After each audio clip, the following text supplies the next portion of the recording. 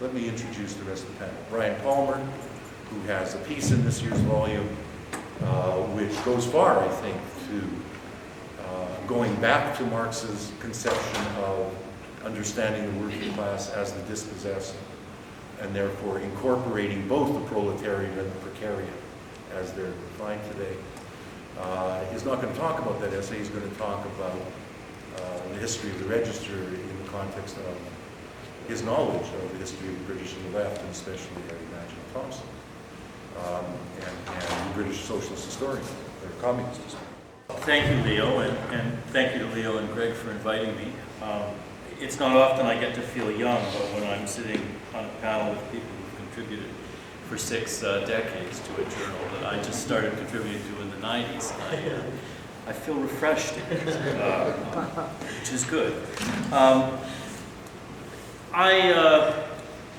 I think on this cold winter's day, it is appropriate to start out with by making it very clear that this is, or at least should be, the winter of our discontent. The left has never been weaker in the last 100 years than it is now. We have suffered defeat after defeat after defeat. And I think we face, in the particular moment, the possible death of a political culture with what I would see as the implosion of right-wing populisms, of which, have enacted themselves in various ways in the United States with the Tea Party, in some ways in the Senate in Ottawa, but at its most sort of buffoonery level here in Toronto with the mayor.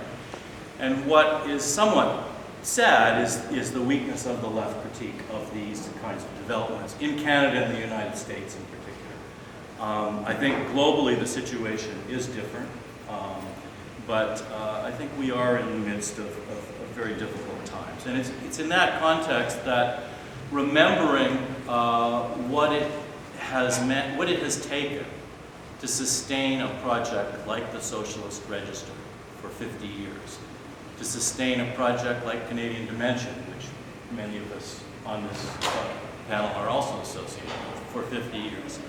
And to remember what a book like The Making of the English Working Class, published 50 years ago, has contributed to our capacities to see class and to see the possibilities of politics in different ways. So I am really very honored to be a small part of the Socialist Register.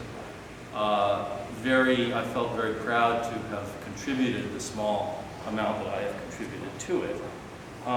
It is a project which really has been exemplary in keeping alive the possibilities of socialism in an age when socialism has basically been driven to many walls. And yet, the ideals that animate socialism, the project itself remains never more needed, never more on the agenda.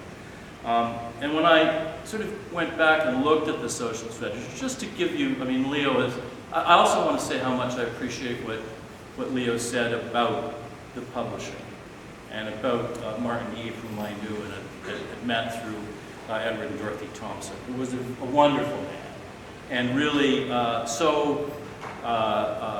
a man really whose life exemplifies the kind of selflessness of certain kinds of socialists. Did he lose his arm in World War II? No, he suffered tragedy. Did he? Okay. Certainly, what ended up as a debilitating was part of that project. But if one looks at, and Edward Thompson also, I think, had very much the same kind of attitude towards publishing, because it was not accidental that he published The Poverty of Theory with Merlin and kept Merlin as the publisher of that book and Monthly Review. He did that very deliberately. But one picks up a volume of the Socialist Register from 1965, and who's in it? Isaac Deutscher, Harry Magdoff, John Salvo, Ken Coates, Ralph Miliband, George Lukács, Victor Kiernan, E.P. Thompson. From 1985, Marcel Liebman, Leo Panitch, James Petrus, John Salvo, Richard Hyman, Ernest Mandel. 1995, and here I think is a shift and a movement socialists: Leo Panitch, Ellen Wood, George Ross, Hilary Wainwright, Francis Fox Piven, Daniel Singer, Linda Gordon, John Saville, Marion Cosette.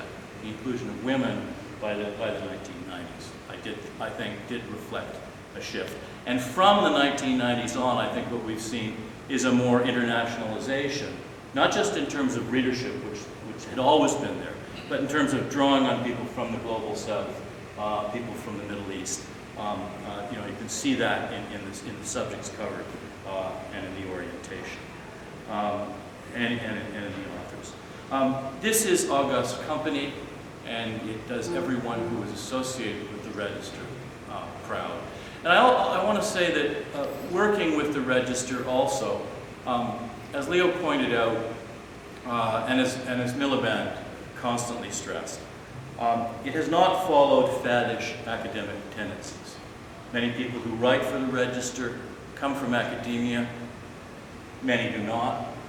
Most in academia would probably rather be in other spaces if there were possibilities for that. But it is hard to write for the Register, and one reason it's hard to write for the Register is because the usual academic proprieties are somewhat out the window. This was a fundamental part of how the journal functioned from its inception. The archives, which are now opening up, reveal there was always argument, even among very close editors who regard themselves as comrades. There's a very funny quote, letter from exchange of correspondence from Saville and Miliband, that Saville thought maybe we should have solicit an essay by Alistair MacIntyre, who was a philosopher, on kind of the moral basis of socialism. To which Miliband replied, "That's an absolutely lousy idea, and I will never consider that, because it opens our pages to all kinds of waffling, which it is the purpose of the Register to avoid." This is kind of how people in the socialist movement react to one another and relate to one another, and do so in ways that step outside the kind of boundaries of academic niceties. And they are very close friends and comrades, but they realize much is at stake and arguments are going to happen. And so the Register is hard to write for. I mean, when I submitted the first version of this precarious article, I explained to the editors, I was really busy and I was throwing something together, and it was going to be blah, blah, blah, a bit long. "You schmuck," Leo writes back. "We ask you for this and you send us 48 pages on this. This is no good. It's got to go." But then he offered a series of ways in which I could cut it back, reformulate it, and the article is much better. Now, that's, I think, the way that like-minded people on the left need to be able to react to it, with sort of brutal honesty and forthrightness, with the understanding that the project is in mind, and the project is what one wants, and that your piece fits into a larger project.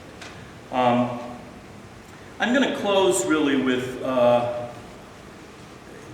quote from an unpublished, long essay by Edward Thompson, which was in some senses his exit from the New Left Review. Because the Register's birth is about the breakup of that attempt of the university leftists, of the Universities and Left Review, the old dissident communists of the New Reasoner, and others that were drawn into a common project to found a New Left Review.